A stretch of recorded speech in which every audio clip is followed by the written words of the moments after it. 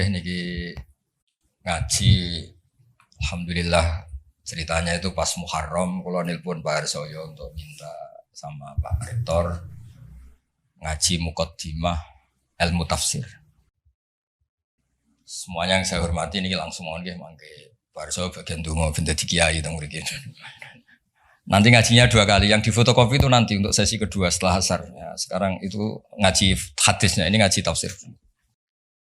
Misalnya di sini Hudal lil Muttaqin oleh Profesor Zaini, ini saya baca aja biar tidak kelamaan. Quran itu beliau nerjemah dari kitab La Raiba fi Hudal lil Muttaqin. Kitab ini tidak ada yang diragukan, petunjuk bagi mereka yang bertakwa. Sebetulnya kata takwa itu secara kosakata itu dari kata wako yaki wikoyatan. Terus ikut wazan ifta'ala jadi ittaqo yattaqi ittiqoan. Sebenarnya maknanya wako itu bukan takut, menjaga, apa? Menjaga.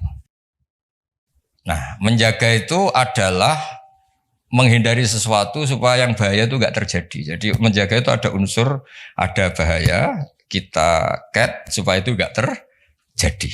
Itu namanya menjaga. Sebab itu bukti kalau makna saya benar, tidak salah. Ada kata ittaquwoha, tapi ada ittaqun naro. Kan enggak mungkin. Sama-sama jadi objek dari ittaquwoha, kok ada ittaqun naro, ya ada ittaqun nisa. Wajar tertawa kalau dibahas nisa. Ini dosen-dosen di Butan itu masih punya selera. Bahasa halusnya nafsu itu selera. Kalau Pak Harsoyo sudah off. Pak Rektor bina-bina. Nah ini dengerin betul ya. Jadi kata terus ada aturan iqlal itu proses analisis lafadz. Terus jadi ittaqo. Terus Kiai Jawa supaya gampang dimaknani wedya sira ing Allah. Lho Allah itu zat yang menyenangkan, Tuhan yang menyenangkan kok malah ditakutin. Itu kan sebetulnya janggal. Tapi alhamdulillah barokahnya ini DPPA ya. Enggak pati mikir ya enggak pernah janggal. Penting ada uang operasional jalan. Yang jalan jangan hanya uang operasional. Dakwahnya juga jalan. Kayak Universitas Islam itu yang jalan jangan insya Allahnya Islamnya. Ya relax saja ini karena nanti ngaji itu lama sampai maghrib nanti. Nanti jeda asar terus ngaji hadis. Ini ngaji tafsir. Bukti kalau teori saya benar ini tak bacakan sekian kitab. Urusan takwa tadi, takwa itu maknanya apa? Menjaga. Jadi ittaqwa itu Allah itu jaga. Eksistensinya jaga. Eksistensi Allah dia jaga itu Pak Rohidin misalnya dimulai kita berkampanye, ngomong terus menerus bahwa Allah itu wajibul wujud. Wujud awal atau qadim itu Allah. Disebut kalau dalam ngaji di pesantren qadim apa? Qadim. Kita harus yakin Allah itu satu. Allah itu al-ahadus somad satu. Itu kita jaga. Jaga eksistensinya, jaga terkenalnya. Terkenal ini penting. Sebab itu ini cerita Pak Harsoyo. Saya pernah debat kecil sama Profesor Zaini. Termasuk sama Profesor Kures. Tapi debat-debat saling melengkapi. Kul itu kan terjemahnya katakan. Itu di fikih Pak Harsoyo ada sedikit masalah karena iman itu sekedar bil lisan, dengan lisan itu tidak cukup, harus tasdik bil qalbi. Iman kan harus membenarkan sampai hati. Tapi kalau orang membenarkan di hati tapi lisannya enggak ngomong, kan kita enggak tahu dia mukmin apa tidak. Jadi kalau diterjemah katakan itu tidak mewakili tasdik bil qalbi, keyakinan hati. Kalau diterjemah yakinilah tidak mewakili hukum formal, hukum syariat lah, bahwa sesuatu itu harus dikatakan. Terus saya guyon begini, saya masih ingat usul ke Profesor Zaini. Buat gini aja, katakan dan yakinlah. Tapi bahasa kul itu gak ada. Katakan juga yakini. Bahasanya tidak cukup, Pak. Nah, akhirnya kita butuh seni ngelola agama ini. Ternyata katakan itu penting, karena anak kita tahu tauhid, barokahnya bapaknya mengatakan.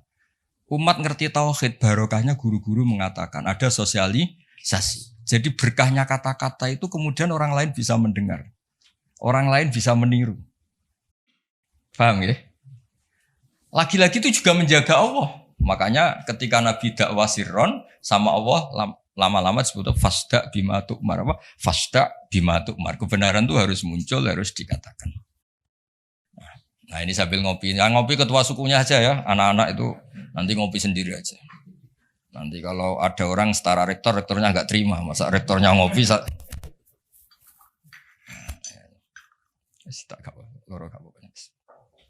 teruskan ya. Makanya ada kata ittaqun nisa.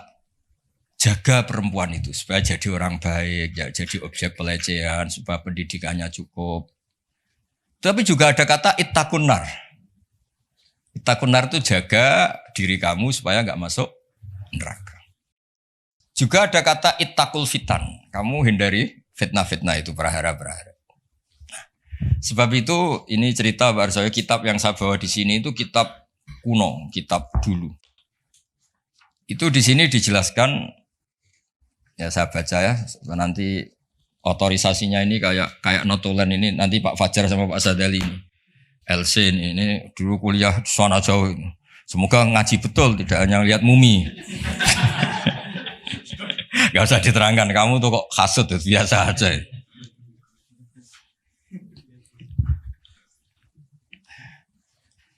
Nah, jadi takwa itu, apa? Kata apa? Takwa ini di kitab saya halaman 36, kayaknya Pak Fajar gak punya kitab ini. Nah, saya baca dulu ya, nanti difinalisasi sama ini, biar difoto nanti ya teman-teman. Bismillahirrahmanirrahim, darajatut taqwa khamsun. Satu, ayat takyal abdu al-kufra, wadhalika maqamul Islam. Jadi siapapun yang tidak kafir, itu sudah diberi status takwa. Karena dia menjaga dirinya tidak kafir. Jadi orang Islam yang enggak sholat, yang perilakunya masih enggak melakukan kewajiban, itu punya sisi takwa, tapi baru takwa syirki, menghindari syirik, menghindari ateisme. Ya.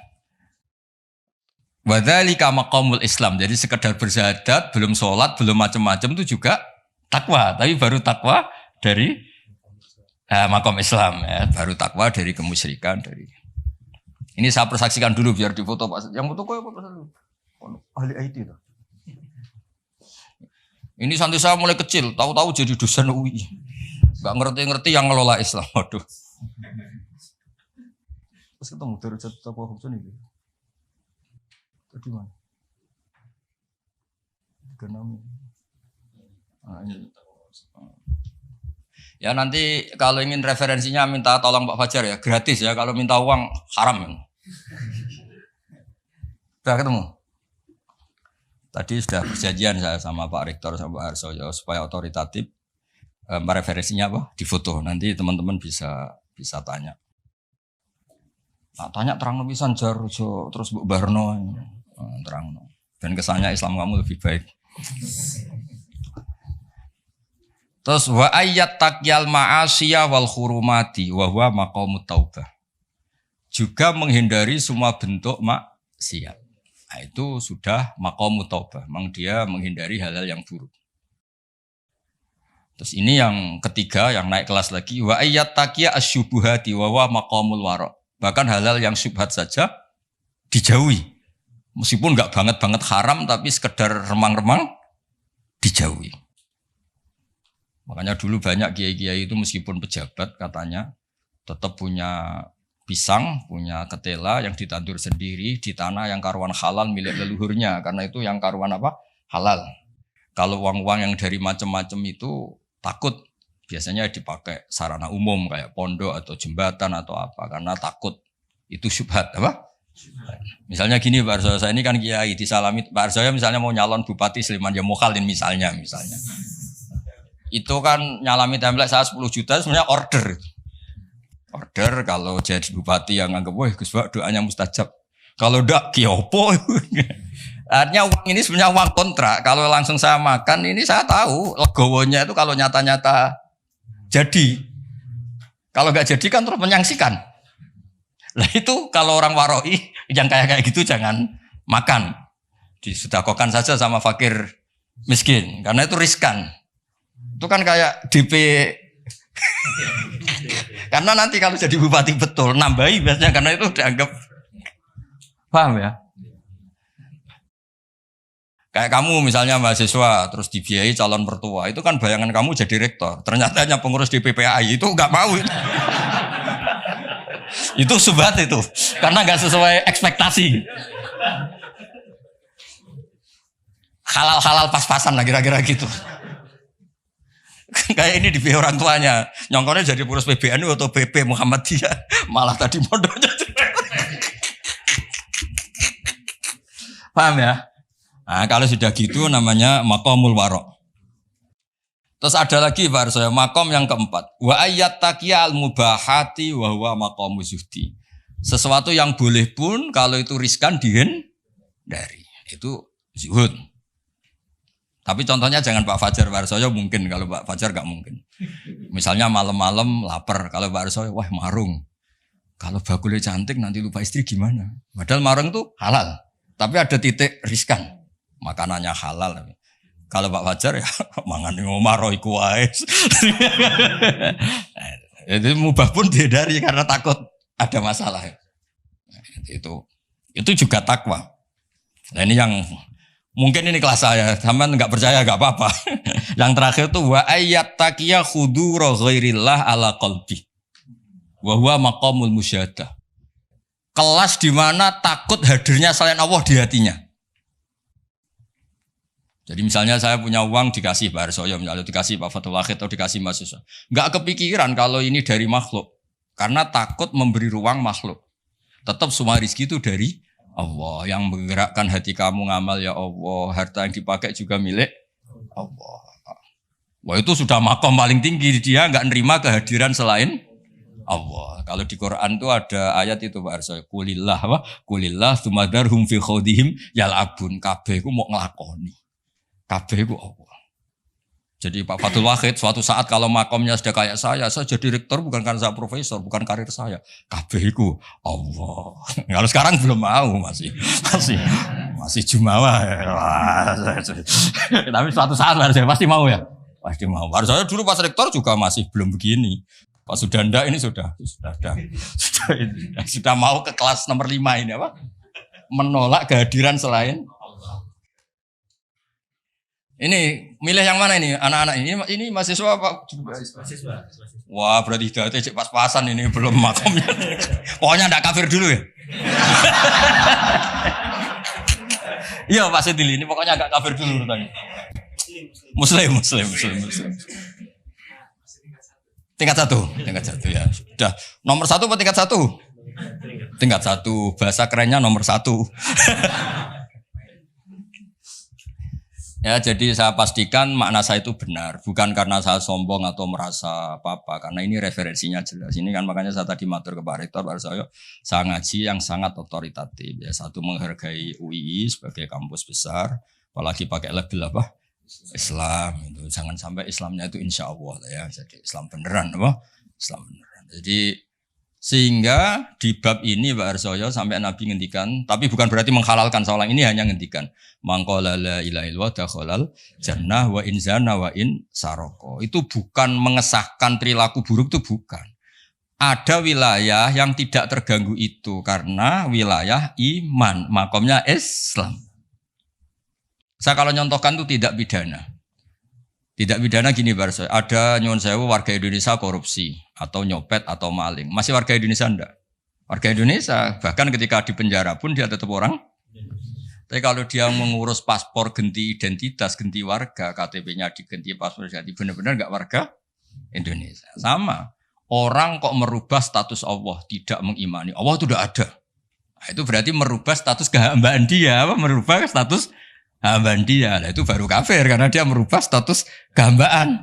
Tapi kalau baru salah, nyuwun sewu orang Islam, nyuwun sewu ada yang korupsi, ada yang nakal, ya dia tetap Islam, tapi yang jenis ini, jenis ini. Kalau dalam guyonan bapak saya itu orang Islam loro, ono sing umat Islam, ono Islam sing kumat. Nah ini yang yang nomor 2 itu apa? Islam yang kumat, tapi tetap Islam. Tapi yang jenis apa? Kumat. Kumat itu pilintek itu, agak masalah dengan dirinya. Ya clear ya. Nah, supaya Anda nanti kalau baca kata itu di hadis. Ada lagi bukti teori ini benar. Di surat Ahzab kalau nggak salah itu ada ayat gini. Ada yang hafal Quran enggak ini dari sekian? Hafal separuh-separuh lah. Coba ngaco-ngaco yang lamat-lamat lah. Yang hawasi. Coba ngaco aja lumayan nanti biar cari. Ya. Enggak akan saya tes sudah. Siapa Pak Sadili itu? Loh saya di UI itu lama, saya itu seangkatan Pak Harsoyo loh, khidmah UI itu. Ya di Quran kan ada ayat apa? Tsumma aurasnal kitab alladzina astofaina min ibadina. Pertama yang disebut apa? Faminhum zalimul linafsi.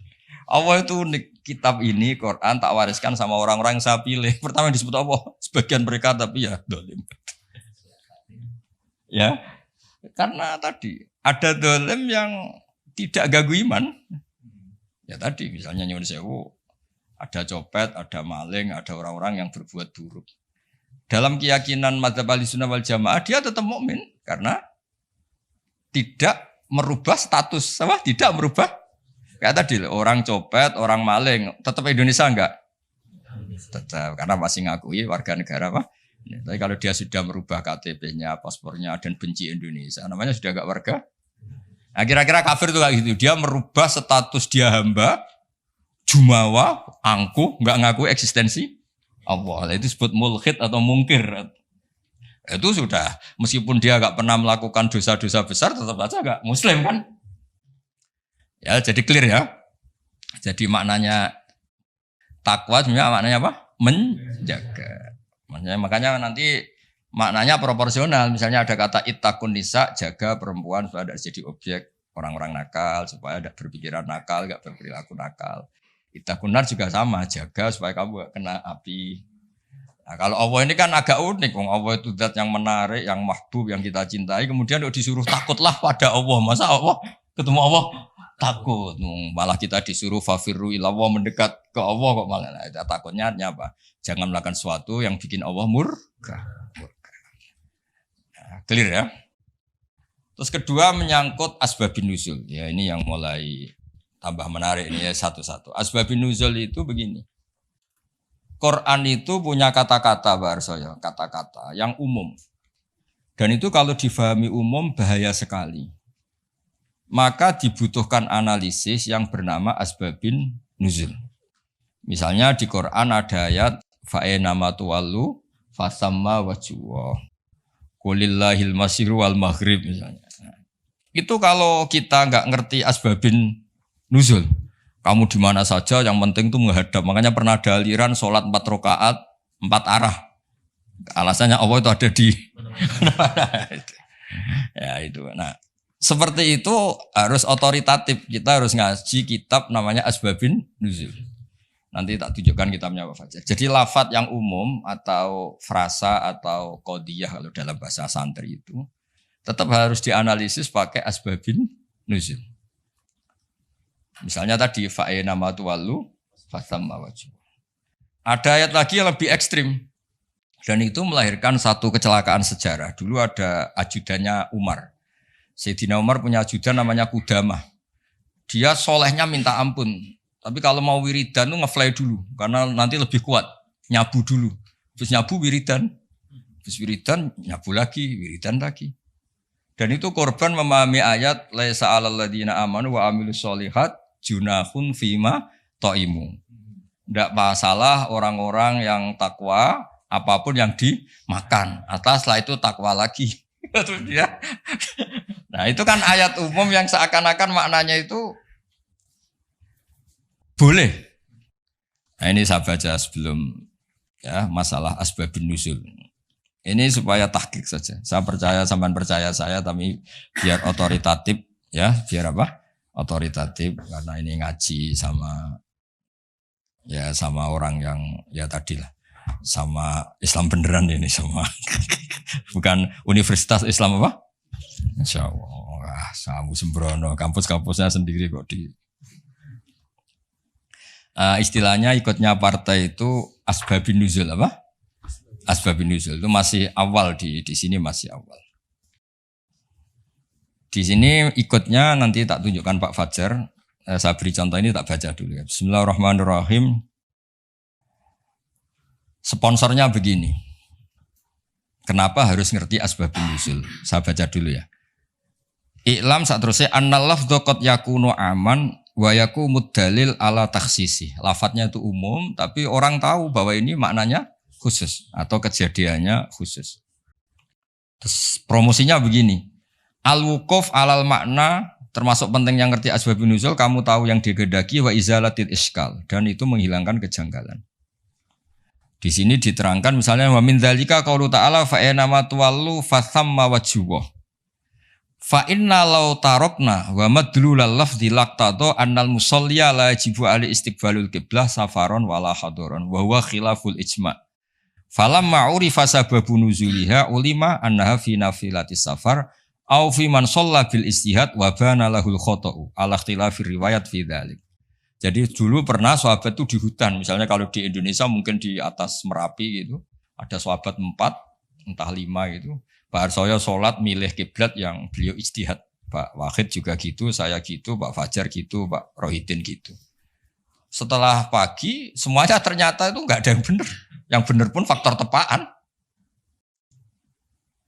Nah, ternyata karena itu ijtihad yang salah dan sudah berusaha ngerti kiblat, dan Allah akhirnya maklumi, ya sudah tidak apa-apa, tidak usah ada, niat kamu juga menghadap kiblat. Nah, fa'ina matuwal itu konteksnya itu, konteksnya itu. Kamu di mana saja menghadap, di situ ada ridho Allah. Dan tidak ada hubungannya dengan pembolehan orang tanpa apa? Kiblat. Atau kedua, fi nafilati safar. Nafilati safar itu kalau orang punya hobi sholat. Ini yang enggak kebayang bagi kamu-kamu itu. Muka-muka kayak kamu itu enggak kebayang. Nabi itu saking senengnya sholat. Ketika naik unta pun itu ya sholat. Dan nanti kiblatnya ngikuti arah unta atau arah perjalanan. Tapi enggak kebayang tuh kalau satu libar enggak kebayang. Sholat subuh aja disiram air istrinya. Di kampus ngurusi Islam di rumah. Wah. Ngurusi istri aja enggak bisa. Ya, jadi seperti itu penentunya adalah asbabin nuzul apa? Penentunya adalah asbabin nuzul. Jadi misalnya di terjemah itu begini. Ya, apa tadi? Fa'ena matwallu fathamma wajhuh. Itu kan kesannya tadi. Kesannya itu kayak kita bebas gitu apa? Kayak kita apa? Bebas. Nah, tapi ternyata yang dikehendaki itu adalah kiblat dalam konteks orang tersesat atau orang yang di safar. Ya, jelas ya. Jadi ini terus saya baca di kitabnya ini. Fa'ena matwallu fathamma wajhuh. Itu konteksnya hanya itu saja. Konteksnya nafilatis safar, Nabi saking senengnya sholat itu adalah sampai ketika naik unta pun inginnya sholat. Tapi untuk sunat tuh ya, jangan untuk fardu ya. Kalau untuk fardu sebagian ulama rata-rata bilang itu iadah. Kalau untuk apa? Fardu. Terus atau orang bingung. Makanya di kitab fikih itu ada bab begini Pak Fajar. Al istihad la yunqadu bil istihad. Itu termasuk contohnya itu ada orang, satu orang sholat 4 rakaat dengan 4 arah. Jadi adalah sekarang kepikirannya sana kiblat. Rakaat kedua rubah sana sampai dijajal semua. Karena dia berusaha menemukan kiblat, Allah ngapresiasi. Sholatnya itu dianggap sah. Karena dia sudah berusaha mencari kiblat. Nah, ayat-ayat seperti itu konteksnya adalah masalah asbabin nuzul. Bukan punya makna umum yang terus orang bebas tanpa apa? Kiblat ya, yang bukan berarti orang terus bebas tanpa apa? Kiblat. Ya, clear ya? Biar sampean ngerti. Nah, begitu juga seterusnya ada ayat Barsoya inna sofal marwata min sya'airillah. Itu kan terusannya itu agak ekstrim. Kamu yakin enggak sa'i di sofa marwah itu wajib apa sunat? Wajib kan? Bahkan rukun. Tapi redaksinya Quran itu saya mencari di terjemah ini Fajar di ayat Baqarah 158. Nah, biar orisinil. Baqarahnya 158. Sofa dan marwah termasuk syiarnya Allah. Terus Allah ngendikannya itu agak ringan. Maka kalau kamu kaji, kalau sa'i ya enggak apa-apa. Kalimatnya fala junah itu enggak apa-apa. Kesannya kan bisa ya, bisa tidak. Sudah ketemu. Udah. Kegiatan. Gimana itu? Sesungguhnya Sofa dan Marwah adalah termasuk sebagian syiar Allah. Maka barang siapa yang berhaji atau umroh, tidak ada salah baginya untuk bersa'i di antara keduanya. Tidak bersalah kan? Padahal hukumnya sa'i itu sekedar tidak bersalah apa harus? Harus. Ya? Terus yang fa'in nama tua lu terjemahkan 115 itu moco terjemah. Aku moco suhu kok moco terjemah. 115 atau yang fa'in nama tua lu 115. Kamu ya gak apa-apa, sadari bukan gak nganggur ya. Walillahil masyriqu wal maghrib fa aina ma tawallu fasamma wajhullah. Sadili itu nama mursyid toriko terkenal, macam Sadilian. Tapi gak ini.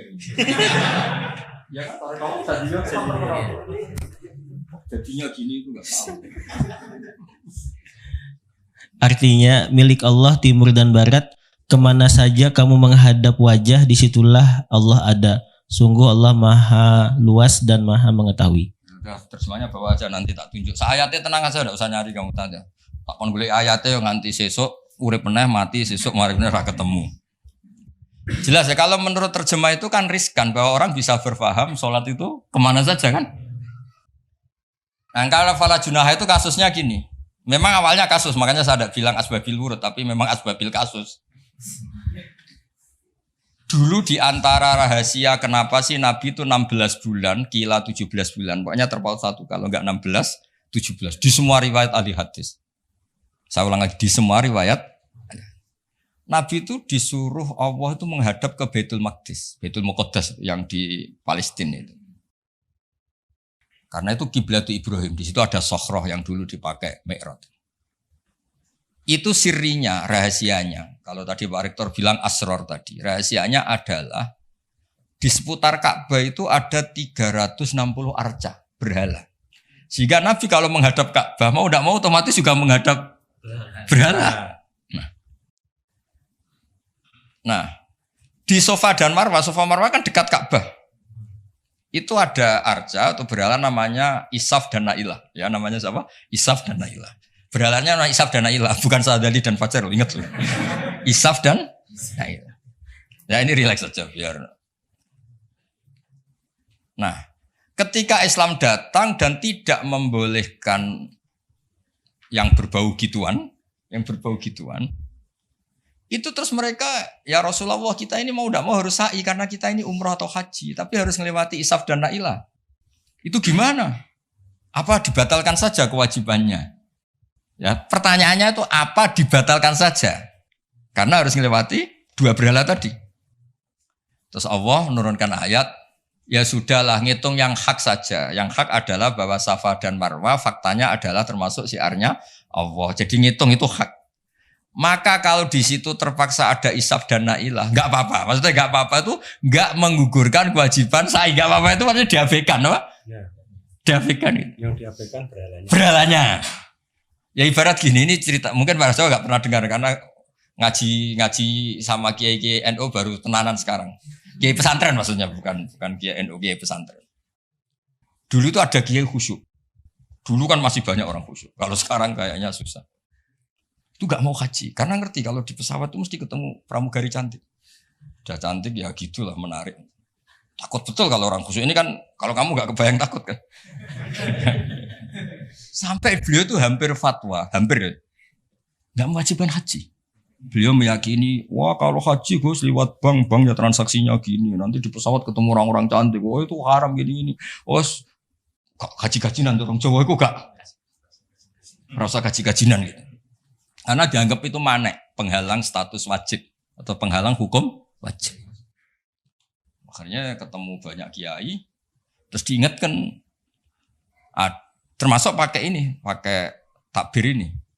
Inna sofal marwata min syairillah. Jadi dulu itu pernah ada haram itu diabaikan tadi. Demi kebaikan haram itu diabaikan. Artinya meskipun di pesawat ada pramugari, kalau mau haji ya haji aja. Yang nggak boleh yang godanya itu. Kalau hajinya ya dong ya.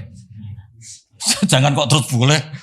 Kamu minta nomornya itu enggak. Maksudnya itu ya haji aja. Soal itu diabaikan. Ini bisa, kalau ini sudah bisa kayaknya sudah bisa. Tapi kalau yang nggak bisa ini apa itu? Sana. Clear ya? Clear ya? Jadi yang taat ya tetap taat, kali itu ya diabaikan. Artinya gini, andaikan saya jadi kiai menangi seperti itu kan bilang, kalau mau umroh saja. Tapi itu gue harus ketemu perempuan-perempuan cantik gini. Ya itu diabaikan saja, tidak ganggu kewajibannya. Nah sama, ya kira-kira gitu. Jadi fala junaha itu tidak apa-apa. Sudahlah tetap sa'i saja, abaikan yang tadi. Jangan terus itu mengubah kewajiban. Kalau itu pakai gitu ya ada orang kuliah. Anak perempuan mau kuliah di UI, itu dosennya Pak Fajar, Pak Sadali. Kayaknya masih riskan gitu. Wah, gak ada orang nuntut ilmu kan? Terus Pak Sadali juga gak mau ngajar di mahasiswi. Karena gak mau ngajar. Wah, riskan. Soalnya pas-pasan saja. Nah, kalau saya bilang gak apa-apa, maknanya diabaikan, tidak melakukan loh maknanya. Ya clear ya, itu penemunya atau penentunya juga mengenali asbabin nusyuz. Saya baca ya. Wa min dalika qaulu ta'ala innas safal marwata min sya'airillah fa inna dzahira lafdhiya la yaqtadi anna sa'ya fardun. Ya, kalau melihat secara lafaz kan sa'i itu berarti tidak fardu kan Allah hanya bilang tidak apa-apa. Nah, terus walhasil wa qadrat Aisyatu ala Urwah fi fahmi dzalik bisa babi nuzuliya. Wa huwa anna sahabata ta'assamu dari kata asima ya. Asima itu dosa ya. Ikut wazan tafa'ala jadi ta'assama apa? Ta'assama itu merasa dosa ya. Anna sahabata ta'assamu binasai bainahuma li'annahu min amalil jahiliyah karena pernah ada tadi isab dan ayat. Foto sih. Tak tudono ben ra kesuwen. Ana sahabat atas. Ya nanti nagih Pak siapa? Fajar sama Pak Sadili sama Pak Nanang yang ngurusi apa? Islam. Ngurusi Islam di UII bukan di sini. Di sini saya yang ngurusi.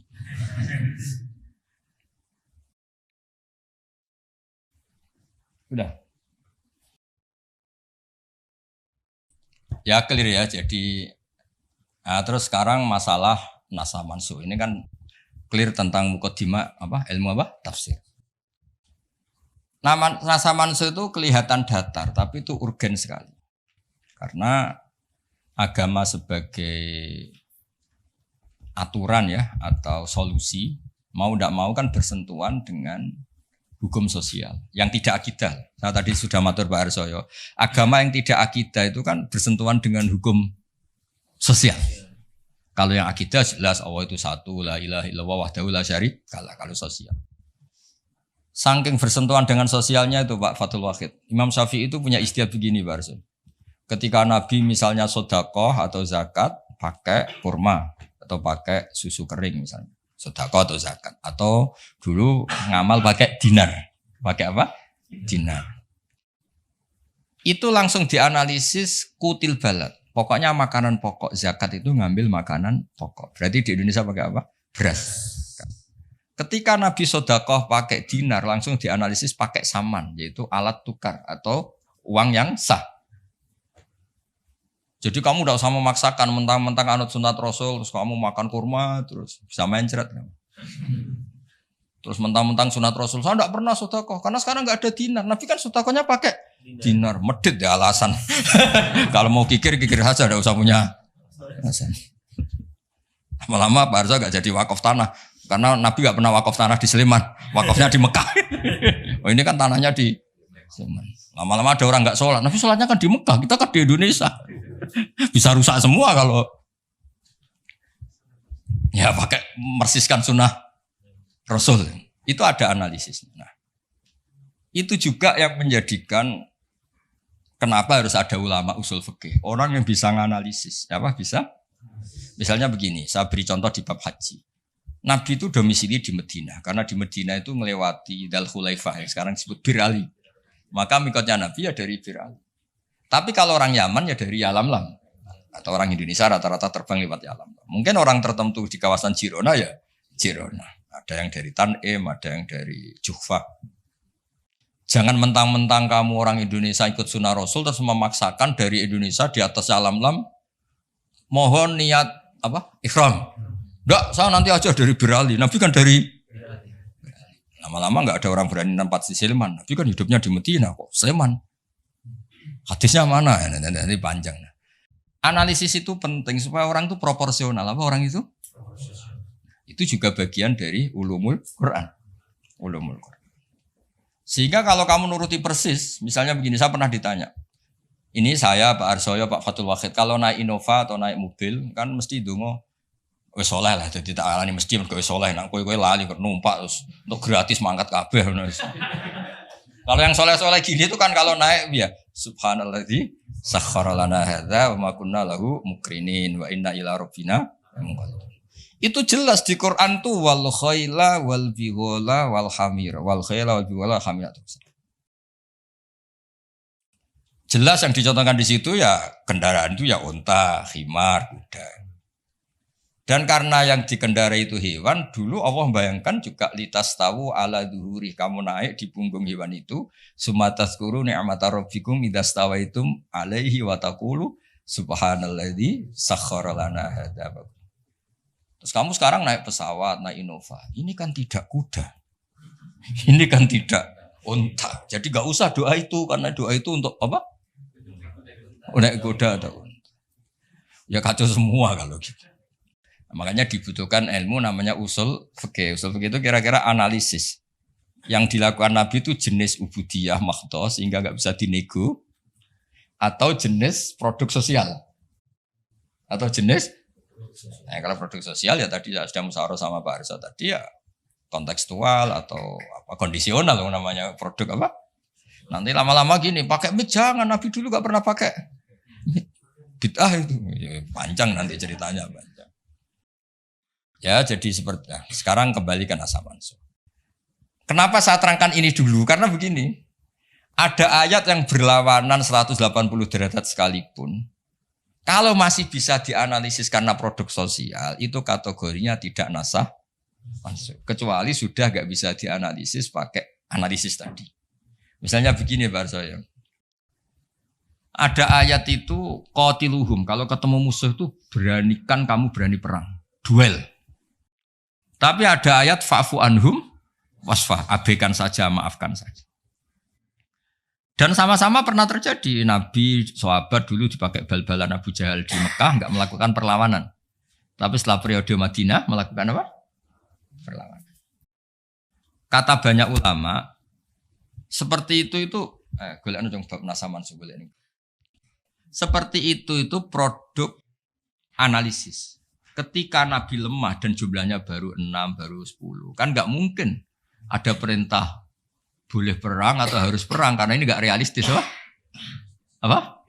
Nggak realistis. Sehingga ayat-ayat Makkiyah rata-rata ya produknya fa'fu anhum wasfa. Maafkan saja. Ya, paham ya? Tapi ketika di Medina udah punya orang gagah berani, sahabat-sahabat Ansor jumlahnya besar, komunitasnya besar. Terus digobal-balan menengahnya kan ya lucu. Lucu kan? Lucu. Itu kan ada konteksnya, Pak. Ada konteks. Nah, kalau seperti itu maka nggak perlu dianggap ayat fa'fu anhum wasfah dinasah pakai ayat perang misalnya.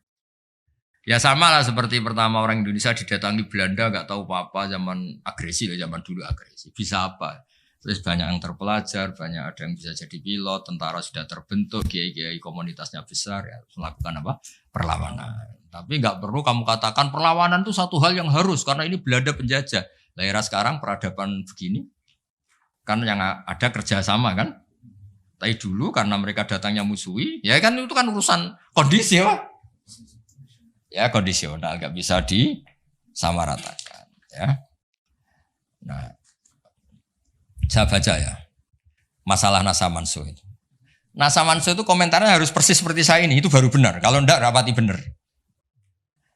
Ayat yang berlawanan tadi, jika konteksnya itu bisa dianalisis kondisional, maka masalahnya bukan nasab. Nasab mansukh itu ralat hukum. Nah, kalau yang enggak kondisional kayak tadi, Nabi pernah menghadap Baitul Maqdis terus dipindah ke Ka'bah. Sampai sekarang ya harus Ka'bah. Dulu iddah ketika orang ditinggal mati suaminya pernah iddah itu 1 tahun. Wasiyatan li azwajihim mata'an ilal hauli ghaira ikhraj. Berarti pernah iddah berapa? Setelah itu dinasah ya tarabbas nabi anfusihinna arba'ata asyuri wa asyra. Jadi 4 bulan 10 hari. Nah, itu nasaman karena enggak bisa dianalisis secara apa? Sosial. Ini kalau baca ya, yang bisa dianalisis secara sosial.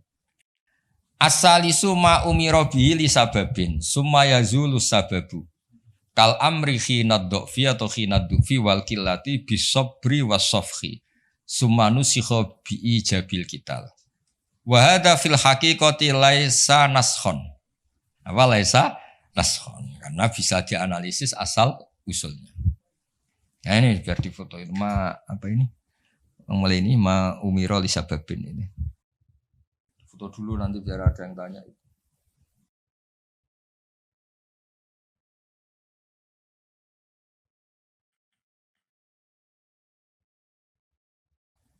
Sudah.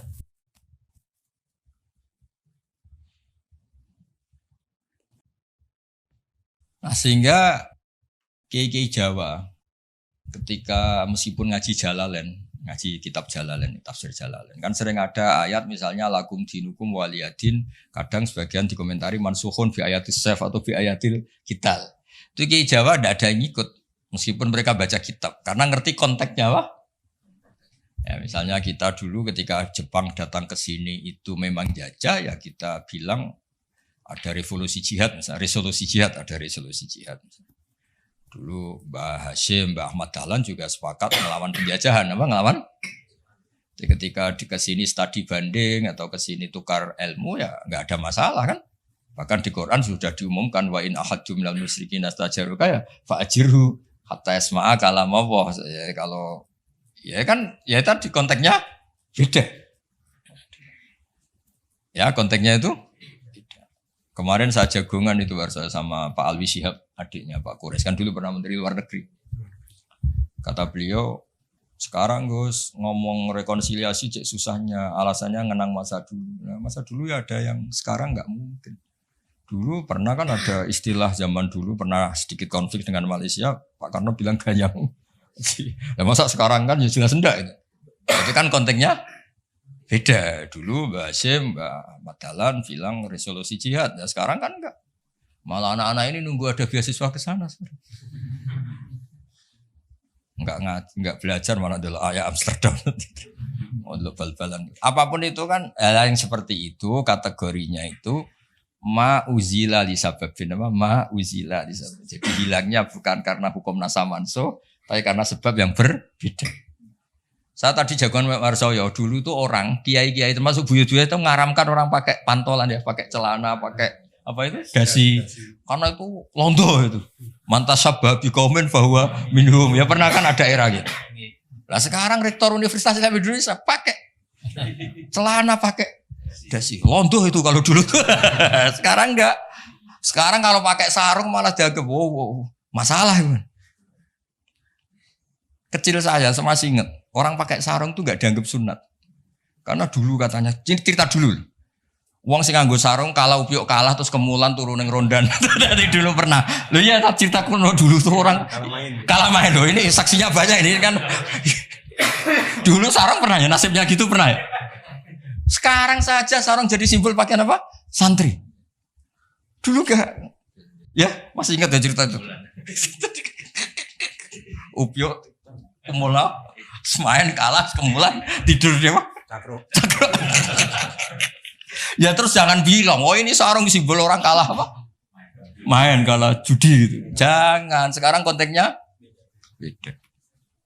Nah itu gak perlu kamu analisis pakai nasa. Maksudnya kalau suatu saat Anda baca ayat yang konteks maknanya kok beda sama sekali, nggak langsung boleh dianalisis itu nasa langsung. Bisa aja konteksnya beda. Ya kira-kira gitu harusnya. Jadi di sini redaksinya ma umira bihi li sababin summa yazulus sabab. Saya contohkan tapi Pak Fajar enggak usah tersinggung. Misalnya kenapa sih Nabi itu banyak yang poligami? Orang di nikah Nabi itu bangga. Mertuanya ya bangga, iparnya ya bangga. Umatnya ya bangga. Saya tak tahu yang kamu nikah itu bangga apa enggak poligami. Sehingga dulu namanya Juwairiyah itu dulu ketangkep ketika perang. Itu orang Bani Mustalik itu bencinya sakpole sama Nabi. Kelompoknya Nabi juga benci sama Bani Mustalik. Setelah Juwairiyah itu dinikah Nabi, semua tawanan sahabat yang di Bani Mustalik dilepas. Asharu Rasulillah, ini keluarga besan. Yang sahabat juga ngelepas Bani Mustalik karena keluarga Bunya ini cara sekarang itu keluarga besar. Nah, maksud saya cerita saja, ada usaha itu, gak usah cerita. Cerita aja cerita, maksudnya cerita. Kalau kamu poligami itu kira-kira istri kamu, mertua kamu, ipar kamu bangga apa? Nek. Maksud saya bukan masalah boleh tidaknya, kalau bolehnya boleh, lelaki itu boleh nikah berapa? 4. Loh, bukan berarti. Enggak, maksudnya kalau kamu merasa sunat-sunat banget itu perlu dipertanyakan di bolehnya boleh, tapi kalau merasa apa? Sunah-sunah banget itu konteksnya itu dong ya. Udah usah diterusin, itu banyak yang enggak siap. Inginnya yang di belakang tuh kalau boleh boleh aja, Gus, enggak usah catatan-catatan kan gitu. Ya sudah, pokoknya ini ngaji rileks ya. Sekarang ini masih ada waktu 30 menit. Sekarang tentang mukjizat, karena ini yang paling panjang itu tentang apa? Mukjizat. Saya sengaja saya letakkan di akhir. Saya baca takbir orisinilnya dari hadis Rasulullah SAW di Shahihul Bukhari. Ya, saya ulang lagi di kitab Shahihul Bukhari. Nah, di kitab Shahihul Bukhari nomor hadisnya itu 4.981. Kamu sudah hafal berapa? Ya, nomor hadis berapa? 4.981. Di antara kebanggaan Rasulullah SAW itu beliau ngendikan, tidak ada nabi kecuali dikasih ayat atau mukjizat yang spektakuler. Kayak Nabi Musa kan bisa kayak simsalabim, mukul belah laut terus kering. Nabi Soleh juga batu besar ngeluarin onta. Ngeluarin onta, keren. Onta kok keluar dari batu besar. Ajaib lah. Nabi-nabi dulu itu ajaib. Tapi yang agak-agak, kalau boleh dibahasakan, agak-agak gak rasional itu satu, Pak Rasul. Saya punya kitab namanya Al-Husulul Hamidiyah. Itu pinternya bukan main yang ngarang. Saya gak pernah jadi rektor, Pak. Tenang saja. Gak, tetap keren jenengan karena pernah jadi rektor. Itu mau pinter toh gak jadi rektor. Dia bilang gini, mukjizat itu dari kata a'jaza yu'jizu i'jazan, ya kan? A'jaza yu'jizu i'jazan. Sesuatu yang bikin musuh itu gak berdaya. Berarti fahuwa mu'jizun. Fahuwa mu'jizun. Berhubung wakilnya perempuan, karena ayat itu kan mu'annas. Akhirnya mukjizatun. Ini masih punya sisa-sisa. Dulu ngaji lama ini di Kudus. Nggak tahu jadi begini. Dulu lama ngaji di sini. Ya berarti mukjizat apa? Sesuatu yang bikin musuh itu nggak berdaya. Nah sekarang kata kitab yang saya baca tadi, ketika tidak mampu, ya Fir'aun dan kawan-kawan mampu nggak punya tongkat untuk membelah laut? Nggak mampu kan? Umatnya Nabi Soleh mampu nggak ngeluarin unta dari batu besar? Nggak mampu. Nah kalau sekedar nggak mampu, siapapun nggak mampu bikin burung, juga nggak bisa bikin lautan. Kenapa nggak bisa bikin lautan, nggak dianggap mukjizat? Ketika Allah bikin laut ya mukjizat, bikin burung ya. Mereka nggak bisa loh bikin orang kayak kamu gini kan nggak bisa. Nah, umatnya Nabi Pak Arso itu dilatih. Yang namanya mukjizat tuh ayat apa saja. Terciptanya langit dan bumi, gunung, Semeru sampai gunung Jogja, Merapi. Semuanya itu mukjizat karena itu ayat Allah yang orang nggak akan bisa bikin. Sebab itu mukjizat Rasulullah itu dianggap paling rasional karena nggak usah nunggu yang dasar-dasar yang. Jadi cara Nabi Muhammad kalau ketemu Nabi Musa gejolokannya kira-kira gini. Musa mukjizat kok ngenteni ono ngono barang. Memangnya orang bisa bikin ayam, bikin pitik, bisa bikin nyamuk. Kan sama-sama berstatus mukjiz, sesuatu yang orang lain enggak bisa. Makhluk enggak bisa.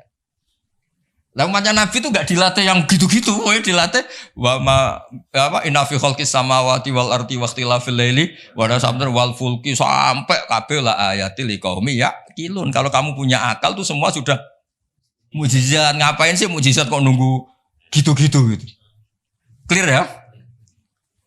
Jadi makna mukjizatnya tidak kena. Untuk umatnya Nabi Musa itu tidak kena. Untuk ngakui lemah saja kok nunggu pertunjukan. Bikin rambut aja kan ya ada. Bisa untuk ngakui Allah dijaya saja kok nunggu pertunjukan. Harusnya keseharian kita juga sudah ada pertunjukan Allah yang menunjukkan kita ini tidak siapa. Makanya di kita disebut wa ma min dabatin fil ardi wala ta'iri yatiru bi janahihi illa umamun amsalukum. Inna fi khalqis samawati wal ardi satrusnya la ayatil liqaumi yaqilun. Enggak usah. Wa min ayatihil lailu wan naharu wasyamsu wal qamar. Semuanya itu sudah mukjizat, enggak usah nunggu. Nah, ini saya baca ya. Pak ngaji ini kondang. Saya baru ini ngaji seterhormat ini didampingi rektor sama sekretaris pembina badan wakaf. Kayaknya nanti kalau Mungkar Nakir ketemu saya, wah ini kayak hebat. Kenapa? Ngaji aja ditunggu rektor terus. Rektor. Tapi tadi pas beliau nunggu saya, Pak Arso makom saya sudah yang kelima tadi. Tidak boleh hadir selain Allah. Jadi ya sudah. Akhirnya saya bilang, ini Allah sendiri yang mendatangkan, ini Allah sendiri. Sudah gak penting semua. Wah, kalau pakai makom kelima saya tidak terima kasih karena menolak kehadiran selain Allah tadi. Makomnya sudah kulillah, jumadarhum fi khodihim. Kalau kamu masih butuh Pak Rektor, nak menurut sampean diangkat jadi dosen. Pak Fajar juga sudah butuh, dulu dosen nggak tetap, gara-gara kroninan terus jadi dosen tetap. Nggak apa-apa, tapi ini cerita guyon aja, tapi agak bener. Loh, kamu masih butuh kan? Kamu butuh kenal Rektor butuh nggak? Oh butuh sekali kan? Badan wakaf butuh sekali, nggak ngucur dananya bisa ditarik. Tadi Jogja sini bisa ditarik.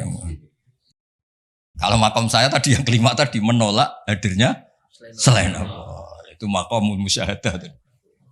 Tapi saya tetap syariat. Maturnuun. Saya baca ya. Kata Nabi, sabda Nabi, ma minal anbiya'i nabiyyun illa u'tiya minal ayat ma misluhu amana alil bashar. Ini di hadis Bukhari. Ikutnya juz 4. Wa inna ma kana alladhi utitu wahyan awhahu wa ilayya fa arju an akuna aktsarahum tabi'an yaumal qiyamah. Semua nabi itu punya mukjizat yang dahsyat. Tapi itu tidak ada apa-apanya dengan mukjizat saya. Mukjizat saya itu Quran dan saya berharap dari mukjizat yang rasional ini kemudian pengikut saya yang terbesar. Nah, itu komentator sarahnya ini Fathul Bari dikarang oleh Ibnu Hajar al-Asqalani. Pengarangnya itu kelahiran Gaza. Gaza itu kelahiran Gaza. Ya, jadi Bukhari itu kitab Sahih Bukhari itu pengarang sarah paling terkenal itu Fathul Bari. Pernah dengar toh? Dengar toh ya? Nah, ya, itu tak bacakan. Komentarnya bagus di sini. Saking bagusnya nanti di itu Pak Hajar ya di foto. Komentarnya begini. Kenapa begitu ya? Kira-kira gitu. Pertanyaannya kenapa begitu? Ini rasional sekali cara analisisnya. Annal mukjizat al-madiyata kanat khisiyatan tusyahadu bil absor karena qati sholeh wa asa Musa. Wa mukjizatul Qur'ani tusyahadu bil basirah. Fayakunu mayyatabi'u li ajliha aksar. Li anna alladhi yushahadu bi ainir ra'si yang qoridu bingkira di musyahidihi. Walladhi yushahadu bi ainil aqli bakin yushahidu kuluman ja'a ba'dal awal mustamirran. Foto dulu. Engko tak terangno. Nah, iki sing khisiyah boleh khisiyah.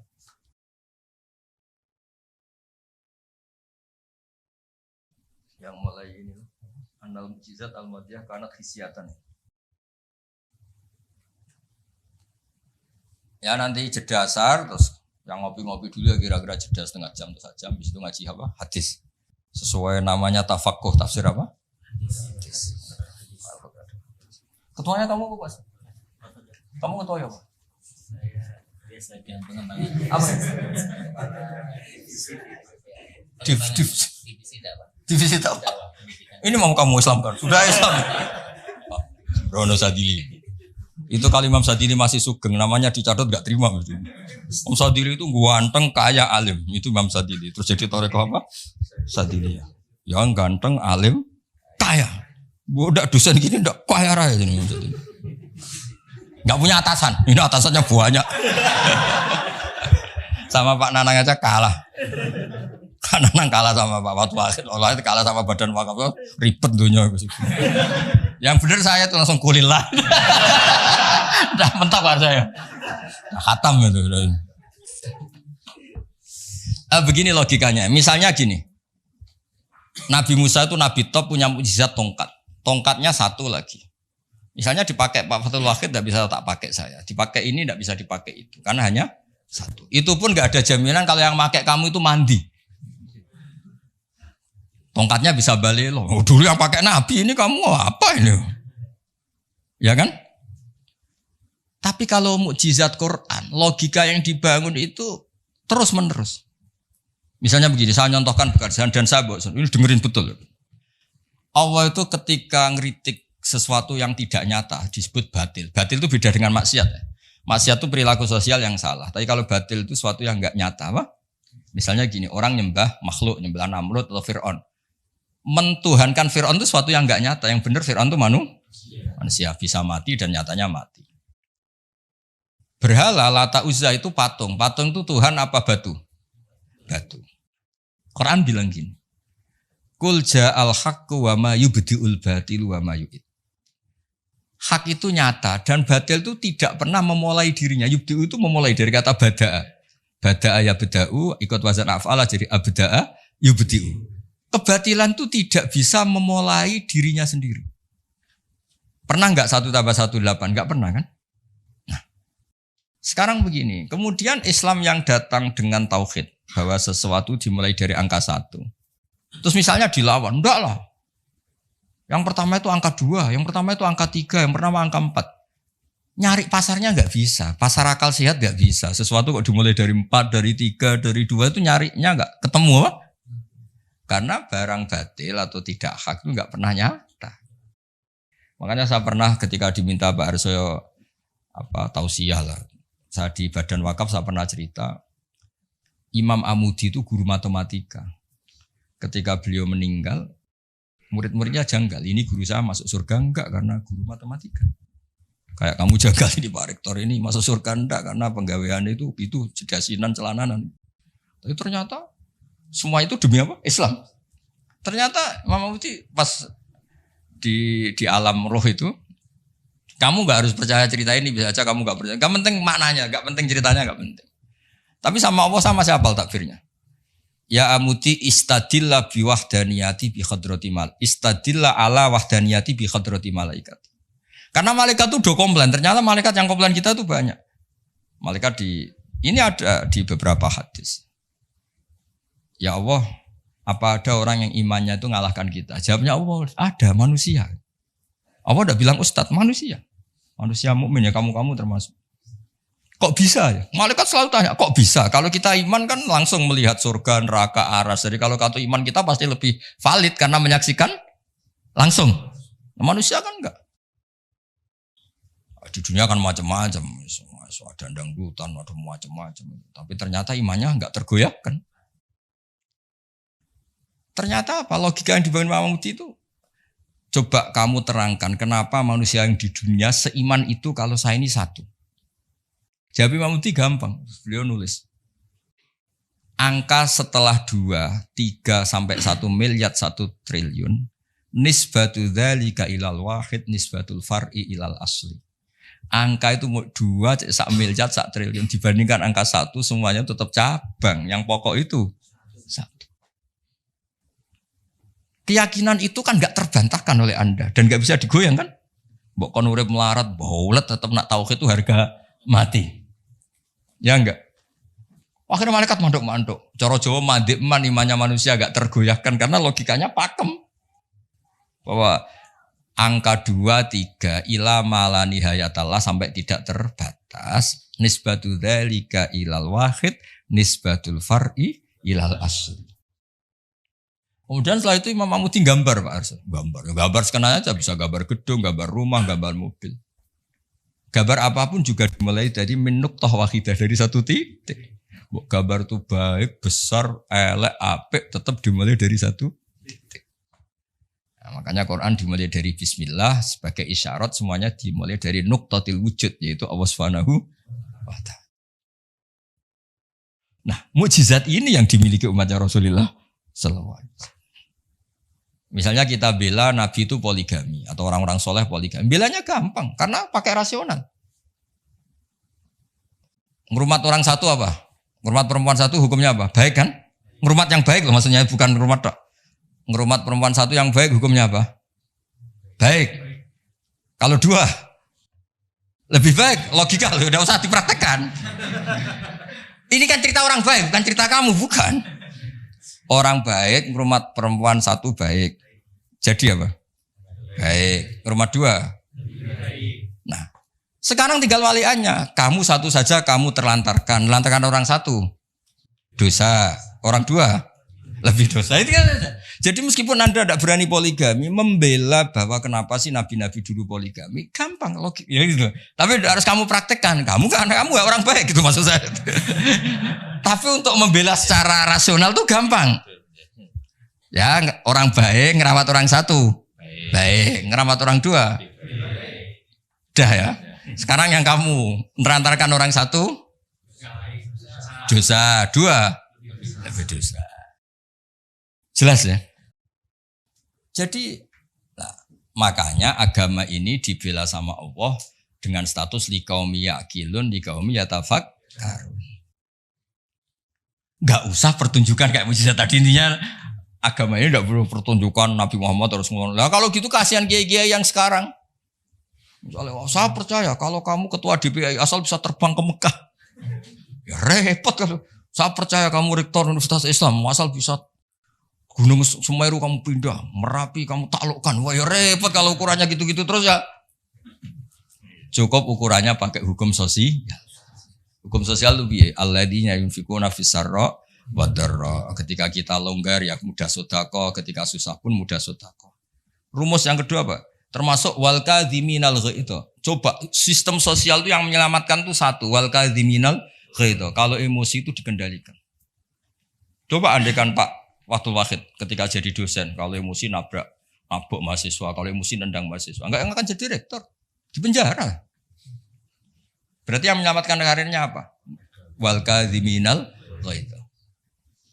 Sebagian hadis nerangkan apa? La taghdab faradadamira dan faqala. Parso juga sama, kan beliau dulu ketika sekedar dosen dan nampari mahasiswa, enggak akan pernah jadi rektor. Sudah di penjara. Saya jadi kiai meskipun kata orang banyak salim terus nuabuk ikon langsung gagal jadi kiai. Artinya apa? Rumus sosial Quran dimulai yang penting kumpul sosial itu dermawan, yunfikuna fis-sarra wa dharra. Terus hukum sosial lagi wal kadhiminal ghaidh. Kalau kecewa itu mudah memaafkan, bisa nyimpen wal afina. Coba semua tidak perceraian ya barokahnya wal afin mudah memaafkan. Kalau semua orang ngungkit-ngungkit yang enggak penting-penting masalah semua kan satu Indonesia. Aslinya gini, Islam tuh ngatur peradaban tuh logis saja. Saya kalau nyontohkan gini, kamu di Jakarta, merantau di Jakarta atau di Thailand atau di mana saja, dan Anda melakukan sama teman kamu yang kamu cari zaman berteman itu, kenangan kamu sebagai yunfikun, orang yang memberi, al yadul ulya khairum al yadis sufla. Mampir ku pede. Misalnya ku itu konco jenis Parmin di Jakarta atau di Thailand. Ketika kamu kenal di Kudus, kamu sering ngamal, kalau kecewa ya tidak main tampar. Kamu mampir pede ndak? Pede. Coba kalau kebalikannya, ketika Parmin di sini kamu tamparin, setelah itu kamu kikir, mau mampir itu gak ada pede. Ternyata aturan pede juga diatur. Ketika Quran memulai cerita orang baik apa? Alladzina yunfikun. Yunfikun itu yang melakukan infak. Hubungannya dengan orang lain itu kalau bisa memberi. Kalau enggak bisa, ya paling enggak ganggu. Makanya Nabi ngendikan izzat fima indanas uhibbakan nas. Kalau kamu enggak tukang ganggu harta orang lain pasti disenangi manusia. Kamu didolani teman yang enggak akan pinjam motor kamu, mobil kamu kan tenang. Tapi kalau orang yang pelanggan minjem, waduh. Jadi intinya andaikan peradaban itu dibangun begini kan enak. Contoh terakhir lagi mukjizatul Quran. Ada ayat walau kunta fadhdhan ghalidhal qalbi lan faddu min khawlik. Dimulai ayat fabima rahmatim minallah lintalak. Muhammad gara-gara kamu sayang sama umat, kamu bersikap lemah lembut.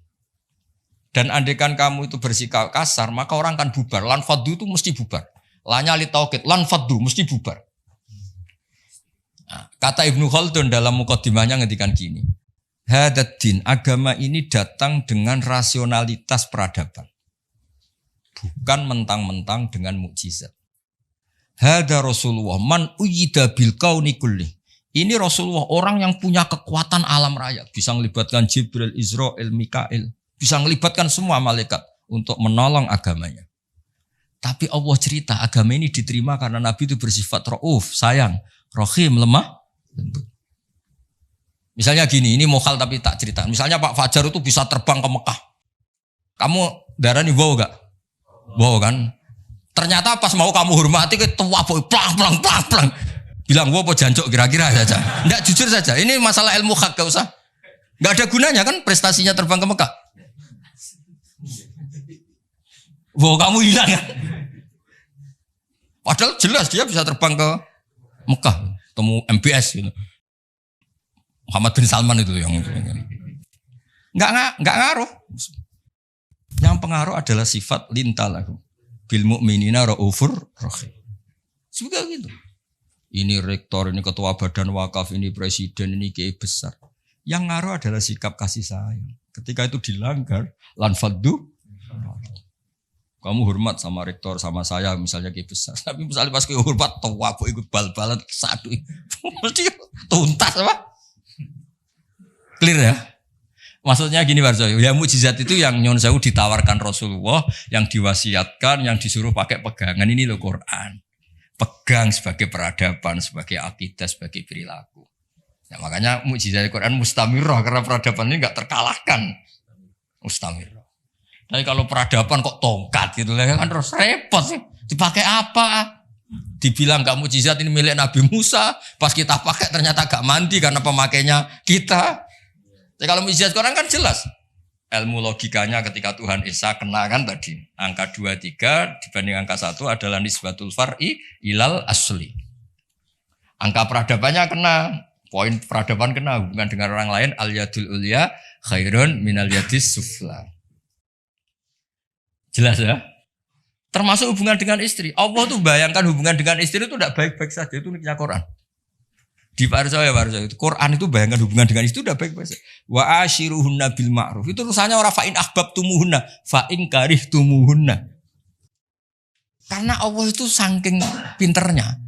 Namanya kumpul itu mesti ada masalah. Makanya bayang kalau ada masalah dan kamu sudah enggak suka, mbok yo mikir hal yang kadang kamu enggak suka itu hikmahnya besar. Jadi Quran tuh membangun peradaban dengan segala asumsi. Asumsinya adalah yang tidak kita inginkan. Fa'in karihtumuhunna. Makanya kita dilatih senam otak. Wa asa antusibu syai'an padahal wa huwa syarrul lakum. Waliannya juga wa asa antakrahu syai'an wa huwa khairul lakum. Kita tidak pernah tahu. Dan itu akhirnya itu yang menyelamatkan kita. Coba yang menyelamatkan kamu apa? Berpikir positif kan? Dan itu aturannya Quran. Saya tuh pernah baca kitab. Dan itu kebetulan ada orang minta nasihat saya habis baca kitab itu. Dia ketika kaya raya jabat temannya banyak. Ketika miskin jadi buruh temannya tidak ada yang main. Dia ngeluh, wah ini orang munafik semua Gus. Ketika saya jatuh gak ada yang kesini. Dan dia sudah jadi buruh bikin bata itu, bikin batu bata itu. Terus tak bilang, malah bagus gitu. Kalau teman-teman kamu datang, terus kamu ditonton pas dibentak-bentak majikan, malah kamu malu tuh. Jadi Allah bikin kultur itu bagus. Kalau miskin jatuh gak ada yang main. Kalau main kamu malah jadi tontonan. Oh iya Gus, baru tertawa-tawa. Jadi di balik yang kamu tidak suka itu ada kebaikan. Makanya Imam Syafi'i saya sering cerita di mana. Imam Syafi'i itu ada orang ketemu beliau cium tangan hormat, setelah di luar maki-maki. Sapi gini. Terus ada yang lapor. Orang yang tadi cium tangan engkau, yang hormat engkau di luar maki-maki kamu. Imam Syafi'i tertawa-tawa. Loh kamu diceritain ini ketawa. Baguslah berarti sawi bawah. Di depan saya tidak berani. Dianggap pendek saja Pak. Maksudnya ini ijazah ke rektor. Kalau ada yang di luar kok gak cocok. Depan saya gak berani. Wibawa saya. Itu saya gunakan Gus. Jadi kadang dianggap pendek saja Pak. Terus diceritain lagi. Oh, ini separuh kampung kamu itu gak suka sama kamu. Jadi Imam Syafi'i, baguslah. Yang gak suka itu pasti gak pernah utang itu. Gak pinjem-pinjem itu. Yang masalah itu yang suka. Orang kalau gak suka kan gengsi. Mau pinjem, mau ngutang gitu. Artinya dianggap hikmahnya itu. Jadi sesuatu yang kamu kadang gak suka itu hikmahnya besar. Misalnya kamu punya istri merengut yang ngamuan. Bagus itu. Nak guya-guya, beong lanang dia pusing juga kamu kan. Ya intinya itu Allah ngajari kita senam otak wa asa untuk ibu syai'au wa syarrul lakum. Kadang wa asa antakrahu syai'au wa khairul lakum. Terus kita berkesimpulan gimana? Wallahu ya'lamu wa antum la ta'lamun. Sudahlah kita sebagai manusia yang lemah berkesimpulan yang tahu itu apa, kita tahu apa? Kita tahu apa.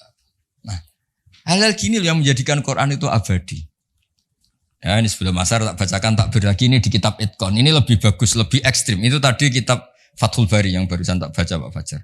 Kalau ini dari kitab Al-Itqan. Itqan itu spesialis tentang ulumul Quran. Ini kalau mau Pak Arso ya. Wa aksaru mu'jizati hadhil ummah aqliyatun li farati dzakaihim wa kamali afhamihim. Wali anna hadis syari'ata lamma kanat baqiyatan ala sofahatid dahri ila yaumil qiyamah khussat bil mu'jizah al-aqliyah al-baqiyah. Jadi agama ini karena akan dipakai sampai kiamat, maka agama ini harus logis. Karena ini yang bisa menyelamatkan. Misalnya gini logis. Ketika saya hubungan dengan Pak Fathul Wahid baik-baik saja, karena hubungannya saling manfaat. Dan Islam mengharamkan madharati ke orang lain, merusak orang lain, merusak sarana umum. Dan itu yang menyelamatkan peradaban adalah Allah gak suka perilaku apa? Merusak. Kita di mana-mana kan baik-baik saja kalau kita tidak merusak hanya orang lain. Terus Allah cerita lagi, wa yuhibbul muhsinin misalnya, inna wa yuhibbul muhsinin. Kita hidup di mana saja kalau kita ihsan pasti baik-baik saja.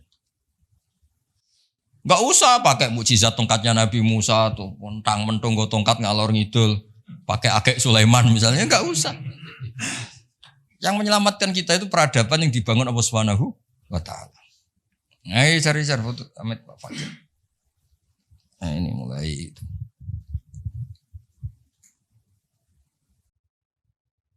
Itu kitab Itqan itu.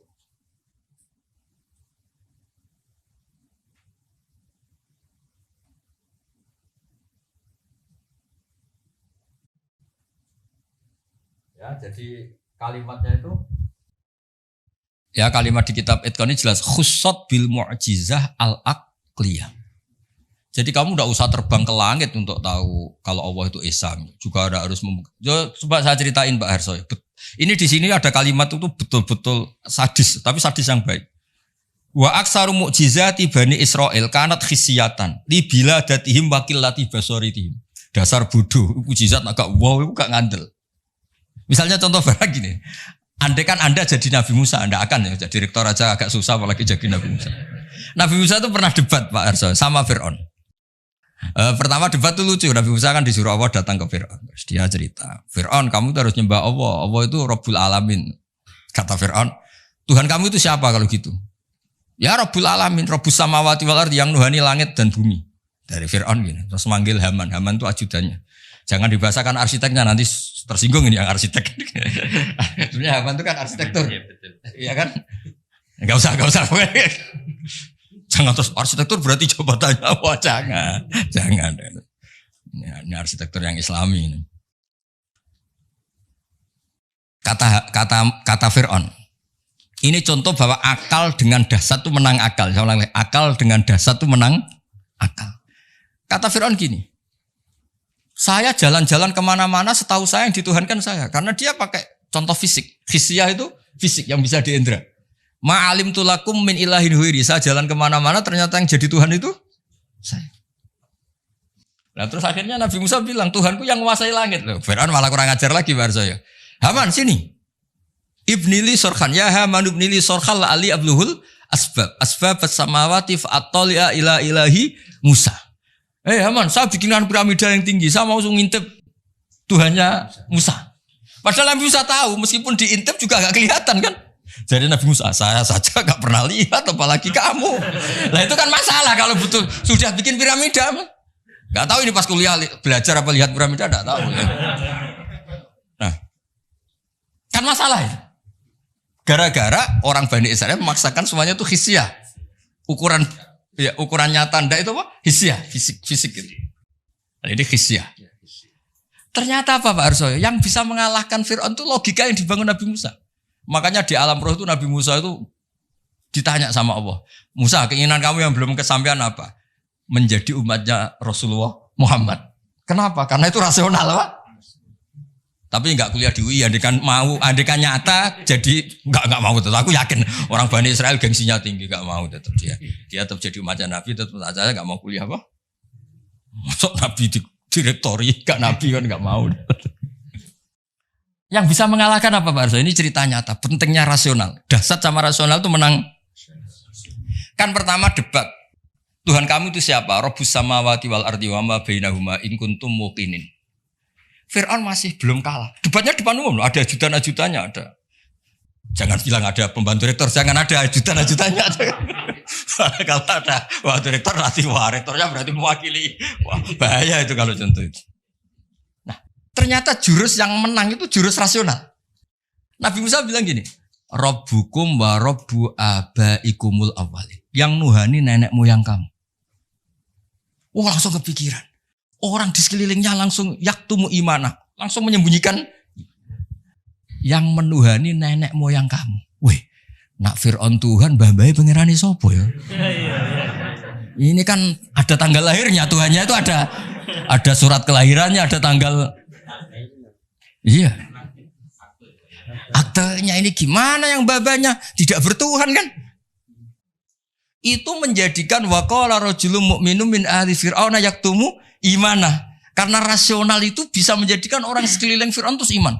Jangan Fir'aun itu geblek tenan pancen. Wong karuan dekne lahir di bapak di mbak terus babayu pangerane.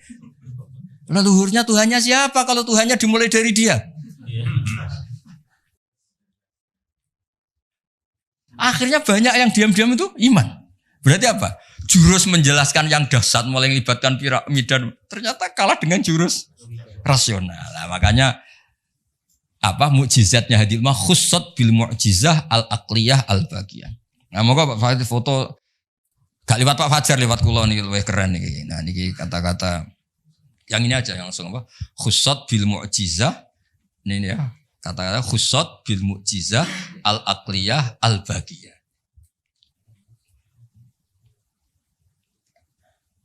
Dah. Ah ya lengkap. Ini kitabnya kitab-kitab judulnya di foto ini Fathul Bari sama.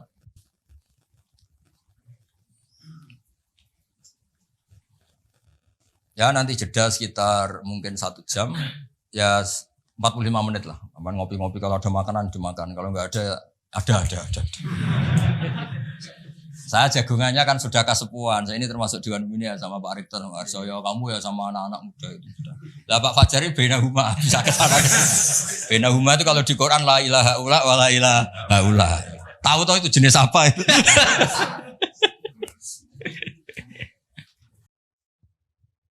Ya jadi itu cerita mukjizat versi kitab Fathul Bari sama kitab Itqan. Ini versi kitab Ijazul Quran. Itu lebih dahsyat lagi cara nerangkan. Ini yang ngarang Abu Bakar Al-Baqilani. Ini mbah gurunya Imam Ghazali. Imam Ghazali itu punya guru namanya Imamul Haromen. Itu punya guru lagi namanya Abu Bakar Al-Baqilani. Itu beliau ngendikan begini Pak Arsoy. Muqaddimahnya gini. Innama yujibul ihtimama attama bi ma'rifati i'jazil Qur'an anna nubuwatan nabiyina alaihi salam buniyat ala hadhil mu'jizah.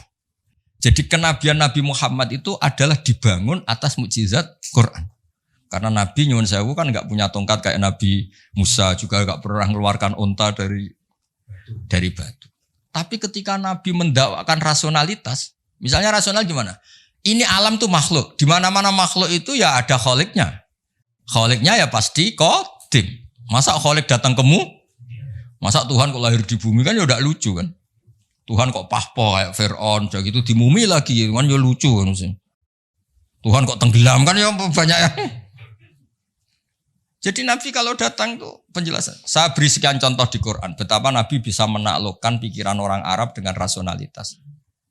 Ada orang Arab dulu itu cerita, problem kita itu banyak, maka Tuhan kita harus banyak. Ketika Nabi mendakwahkan satu Tuhan, mereka bilang aja'alal alihata ilaha wahida inna hadza syai'un ujab. Masa Tuhan banyak, Tuhan apa sedikit, problem kita banyak, ya Tuhannya harus banyak. Terus Nabi bikin perbandingan. Daraba wa matala rajulan fihi syuraka umutasyakisuna wa rajulan salamal lirajul. Hal yastawiyani masalah. Daraba wa rajulan fihi syuraka terus. Walhasil ada buruh atau pembantu atau pegawai punya majikan banyak. Perintahnya beda-beda, mutasyakisun, perintahnya beda. Semuanya ingin dituruti.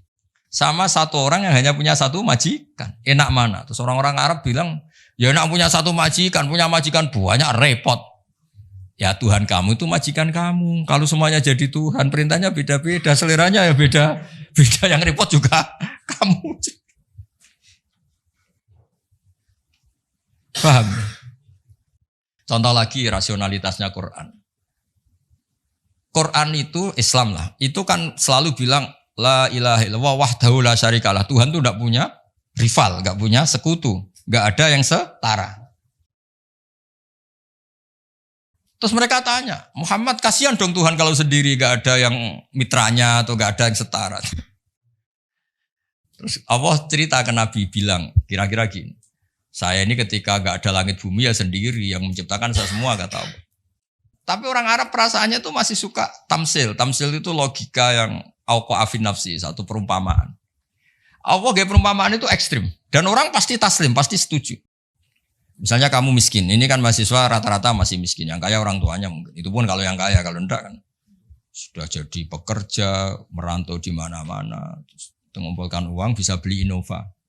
Setelah beli Innova, Pak Harsoyo atau saya atau Pak Warwakid menguasai mobil kamu kayak kamu. Kamu boleh enggak? Enggak boleh kan? Makanya terus Allah bikin darabalakum matsalam min anfusikum halakum mimma malakat aymanukum min syuraka'a fi ma razaqnakum fa antum fihi sawa. Takhafunahum ka khifatikum anfusakum. Allah bikin satu perumpamaan. Misalnya Anda punya mobil. Yang beli kamu, harta kamu. Kemudian ada orang lain yang gaya menguasai itu kayak miliknya. Kamu boleh enggak? Ya enggak boleh, yang punya saya. Kok ada orang lain sok-sokan? Ya sama. Yang bikin langit bumi itu Allah sendiri. Terus ada orang sok-sokan kayak Fir'aun Namrud, sok-sokan. Gak ikut gawe, gak ikut menciptakan kok nguasai. Makanya ketika Tuhan, saya pernah, yang ngaji itu orang yang dulu pernah lama di Perancis. Itu ngaji saya tak terangkan. Kata siapa Quran tidak demokratis. Quran demokratis sekali. Kata Allah begini. Tuhan enggak saya enggak apa-apa kata Allah. Ini enggak kata saya, kata Allah. Tuhan enggak saya enggak apa-apa. Tapi yang kamu katakan Tuhan itu, aruni madza khalaqu minal ardi, hadza khalqullah, fa aruni madza khalaqal ladzina min duni. Ini saya Tuhan yang bisa menciptakan langit bumi. Kalau kamu ngaku Tuhan, bikin bumi tandingan. Ngaku Tuhan kok pakai bumi saya kata Allah. Ngaku Tuhan kok pakai bumi. Bikin sendiri. Sebagian ayat aruni madza khalaqu minal ardi am lahum syirkun fis samawat. Kalau ngaku Tuhan, mbok ya pas saya bikin langit itu sudah ada dia, terus bikin langit tandingan, bikin bumi. Ini enggak bisa apa-apa kok. Lah ya, agama ini dibersamai Quran, dibarengi Quran yang ngawal iman kita ila yaumil kiamah. Makanya tadi khussat bil mu'jizah al-aqliyah. Jadi tidak pakai hisiyah tapi bil mu'jizat al-aqliyah. Ya kira-kira gitu. Doanya nanti habis ini asar sholat. Yang mau jamak tadi sudah jamak. Yang mau ngopi-ngopi terus nanti ngaji apa? Hadis. Ya yang di buku itu ngaji hadis. Nanti ini sekitar sare itu ya, mungkin sekata dua kata sekapur sir dari Pak Aceh. Monggo 10 menit atau